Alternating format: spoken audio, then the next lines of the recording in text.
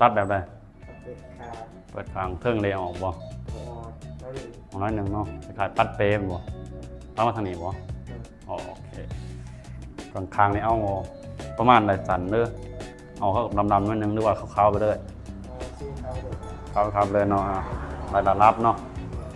พอตกลงเรื่องทรงผมเรียบร้อยเนาะขั้นตอนแรกสร้างพวกกับคุมผาเลยเนาะสบายดีผู้ติดตามสู่ทุกคนเลยเนาะวันนี้สร้างพวกกับสิมาตัดทรงผมลองทรงกลางเลยเนาะเราเรียกว่าลองทรงตีนต่ำเลยเนาะหลายตะคนเสือพี่น้องทรงนี่หลายคนเกิดบ่คือกันเนาะบางคนก็ลองทรงถูกบล็อกปัดเป๋เนาะอันนี้ทรงนี้ก็เอิ้นบ่คือกันพี่น้องหลายคนหลายเนาะสำหรับทรงนี้ก็ชื่อทรงปกติก็ลองทรงกลางเด้อเนาะทรงนี้เนาะแต่ตะคนสิตัดตีนหน้าตีนบางหรือว่าตีนขาวตีนดำเนาะแต่คนตัดเด้อเนาะให้ลูกค้าเพิ่นมาตะคนวิสัยพี่น้องเพิ่นมาเติมน้ำมันอยู่นะฮะทางพวกเนาะเพิ่นมา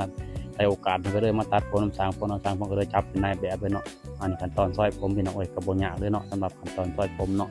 จับแล้วก็นี่พี่น้องพอแล้วแหละก็สิมาเสกอีกเทื่อนึงเด้อเนาะทรงนี้ก็บ่ยากพี่น้องตัดเป็นประจำเด้อเนาะทรงนี้ลูกค้ามันก็ตัดได้เนาะแล้วก็สิประมาณนี้เด้อเนาะสำหรับรองทรงกลางเด้อเนาะหรือว่ารองทรงผูกบล็อกปัดปีหน่อยหนึ่งพี่น้องข้างหน้าบ่ยากปานใดเนาะสำหรับหลายคนที่ตัดน้ำสางพวกก็มาหลายพี่น้องทางว่าเปิดหาทุกมื้อเนาะ7:00 น 5:00 นแรงทุกมื้อเนาะ